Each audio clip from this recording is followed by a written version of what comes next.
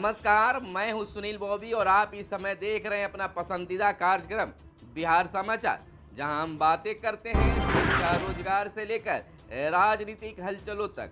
मौसम का मिजाज क्या है, तमाम चीज़ों पर चर्चा करते हैं।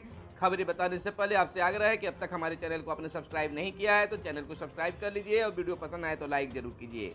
एक तरफ बिहार में जहां मौसम का मिजाज बदला बदला सा है, आंधी पानी के आसार हैं, वहीं बिजली व्यवस्था चरमरा गई है। यानी कहने का मतलब बिजली आपूर्ति चरमरा गई है। एक तरफ जहां गर्मी से लोग बेहाल हैं तो बिजली के रवैया से त्राहिमाम है।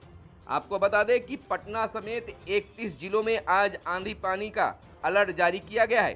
3 दिनों में पटना में 6 डिग्री तक गिरा है तापमान और 43.8 डिग्री रोहतास का तापमान रहा और कई जगहों पर बारिश के आसार भी बताए जा रहे हैं। आपको बता दें कि बीते दिन शाम से कोसी और सीमांचल सहित उत्तर बिहार के अधिकतर जिलों में आंधी पानी से जनजीवन पर काफ़ी बड़ा असर पड़ा है।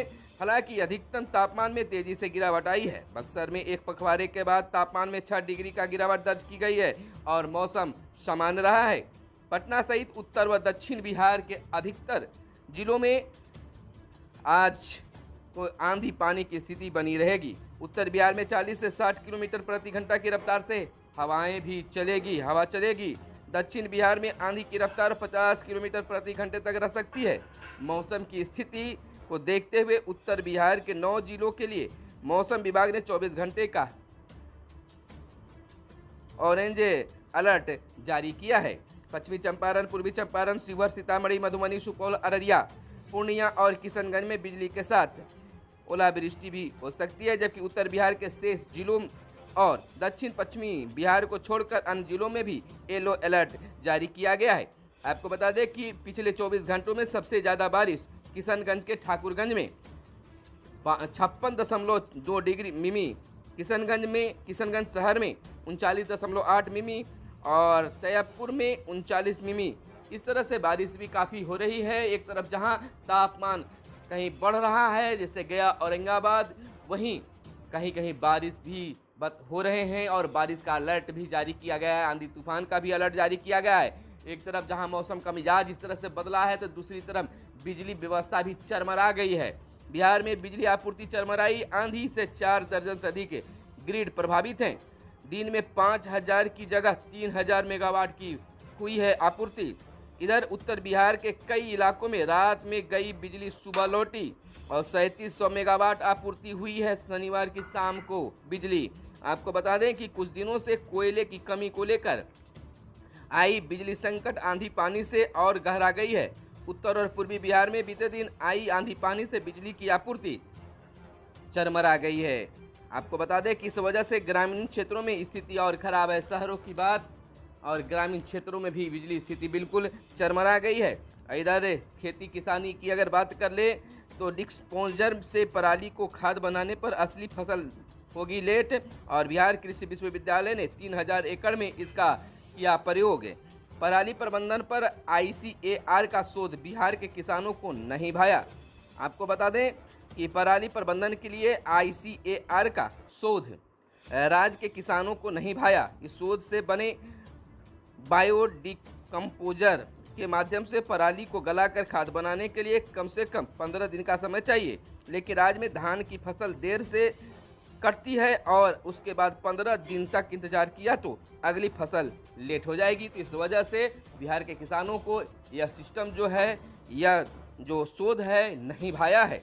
और इधर बात कर लें A to Z अभियान के लिए सभी से संवाद कायम होगा, तेजस्वी यादव ने कहा है। नेता प्रतिपक्ष यानी बिहार के नेता प्रतिपक्ष तेजस्वी प्रसाद यादव ने कहा है कि पार्टी कार्यकर्ताओं को सिर्फ सदस्यता के समय या चुनाव के समय जागने से काम नहीं अब चलेगा। साल भर एकरूपता के साथ काम करना होगा। पार्टी प्रमुख लालू प्रसाद के विचारों से सभी लोग जुड़ना चाहते हैं और पार्टी के A to Z के अभियान से जोड़ने के लिए सभी से संवाद बनाना होगा। इसके लिए जमीन पर काम करने की गंभीरता दिखानी होगी और जवाबदेही भी अब लेनी होगी। और इधर आम सहमति बिना लागू नहीं हो सकती है समान नागरिक संहिता, विजय कुमार चौधरी बोले। और बिहार के शिक्षा मंत्री विजय कुमार चौधरी ने कहा है कि समान नागरिक संहिता सिर्फ बिहार की नहीं बल्कि पूरे देश की बात है। इस पर हमारे संविधान सभा में व्यापक चर्चा हुई और सहमति बनी थी कि इसे लागू करने से पहले देश में एक आम सहमति बनानी होगी, क्योंकि भारत में अनेक धर्मों के लोग रहते हैं। इसे लागू करना सही है या नहीं, यह दूसरी बात है। सबसे बड़ी बात यह है कि बिना आम सहमति से इसे लागू किया ही नहीं जा सकता है। बिना सहमति से लागू करने से फिर अनावश्यक विवाद खड़ा होगा। और इधर हम आपको बता दें कि किसी भी धर्म के मामले में हस्तक्षेप नहीं करते, सीएम का यह बयान आया है। इन दिनों लाउड स्पीकर बजाना एक चर्चा का विषय बना हुआ है। खैर, आप जानते हैं, इस पर हम टिप्पणी करना नहीं चाहेंगे, लेकिन बिहार के मुख्यमंत्री नीतीश कुमार का बयान आया है, आपने देखा होगा बीते दिन। और दूसरी ओर किसी भी धर्म के मामले में हस्तक्षेप नहीं करते सीएम। उत्तर प्रदेश की तर्ज पर बिहार के मस्जिदों में लाउड स्पीकर पर पाबंदी लगाए जाने के पत्रकारों के सवाल पर मुख्यमंत्री नीतीश कुमार ने कहा है कि यह फिजूल की बात है। साफ शब्दों में 2 दिनों से बयान आ रहा है मुख्यमंत्री के द्वारा कि लाउड स्पीकर जो विवाद लोग बना रहे हैं, लाउड स्पीकर को लेकर जो चर्चा बना हुआ है कि मस्जिदों पर लाउड स्पीकर नहीं बजनी चाहिए या बजनी चाहिए, इस पर मुख्यमंत्री ने साफ कहा है कि ये सब बिना मतलब की बात है। सवाल, बिहार में हम लोग किसी भी धर्म के मामले में हस्तक्षेप नहीं करते हैं, सभी को अपना धर्म मानने का पूरा अधिकार है। पूर्णिया में बीते दिन इथेनॉल प्लांट के उद्घाटन के मौके पर पत्रकारों से पूछे गए सवाल के जवाब देते हुए उन्होंने कहा, मालूम हो कि मुख्यमंत्री ने शुक्रवार को भी लाउड स्पीकर पर रोक के मीडिया के सवाल पर साफ कहा था कि यह सब फालतू की बात है। और इधर बात कर लेते हैं शिक्षा विभाग की। सत्र की प्रारंभ हुए 1 माह बीत गए, यानी कि विद्यालयों में नए सत्र का प्रारंभ अप्रैल महीने से हो जाता है। अप्रैल महीने समाप्त हो गए, लेकिन बच्चों के हाथों में इन दिनों अभी तक किताब नहीं आ पाया है। आज 1 मई है और 1 मई को आज दूसरे महीने की शुरुआत होती है सत्र का, लेकिन विद्यार्थियों को न तो किताबों के लिए पैसे मिले हैं और ना किताब मिला है। और अलबत्ता 2.25 करोड़ बच्चों के किताब उपलब्ध कराने की अब हुई है छपाई शुरू। चिन्हित प्रकाशकों को छपाई कर किताबें जिले, प्रखंड व खुले बाजार में उपलब्ध कराने का जिम्मा दिया गया है। टेंडर नहीं हुआ, समय बचाने को पिछले साल का वर्क ऑर्डर ही लागू। किताबों की राशि BEP से आते ही DBT कोषांग से बच्चों के खाते में भेजे जाएंगे।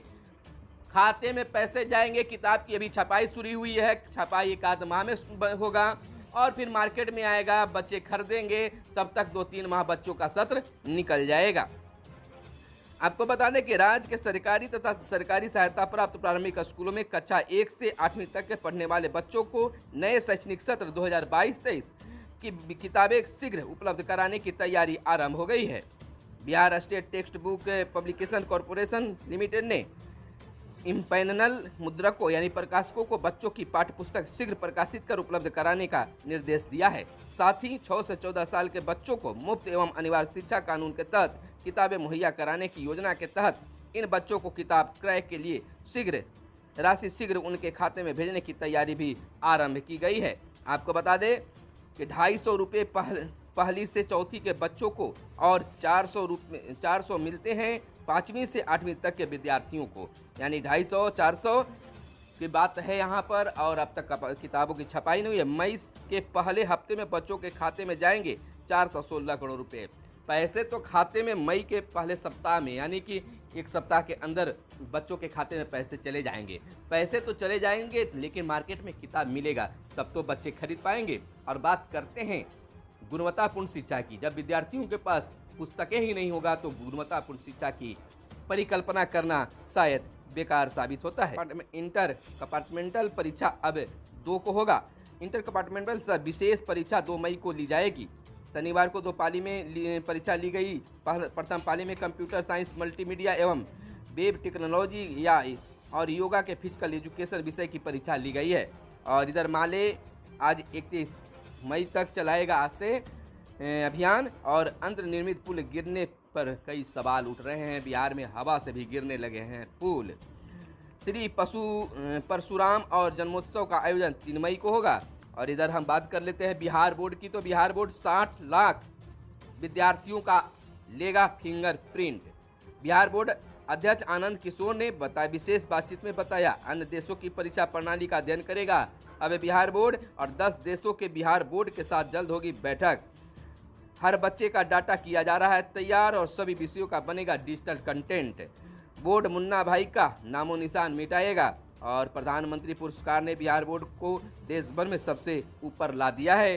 इधर आपको बता दें कि राज्य के 60 लाख से अधिक विद्यार्थियों का बिहार बोर्ड अब फिंगरप्रिंट लेगा। 9वीं से 12वीं तक के छात्र और छात्राओं का फिंगरप्रिंट लिया जाएगा।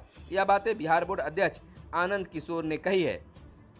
तो इस तरह की बातें अब बिहार बोर्ड के द्वारा आ रही है, यानी जो मुन्ना भाई बनकर लोग दूसरे के नाम पर परीक्षा देते हैं, दूसरे के जगह पर बैठकर परीक्षा देते हैं, फिंगरप्रिंट ले लेने से अब बैठने पर जब वहां बैठे हुए विद्यार्थी का फिंगरप्रिंट मिलान किया जाएगा तो मुन्ना भाई परीक्षा देते पकड़े जा सकते हैं। तो बिहार बोर्ड का एक नई पहल शुरू होने जा रही है।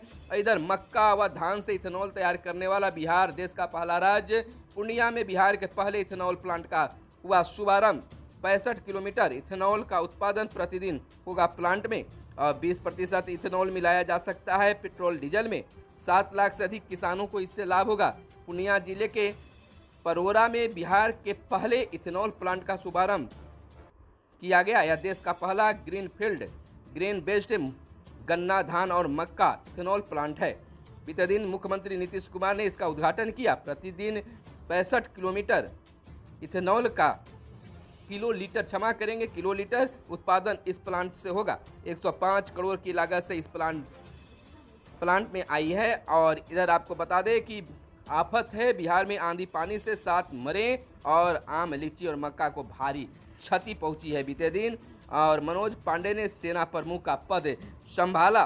अदालतों में स्थानीय भाषा का प्रयोग बढ़े, प्रधानमंत्री का कहना है। प्रधानमंत्री नरेंद्र मोदी ने अदालतों में स्थानीय भाषाओं के इस्तेमाल पर जोर दिया है।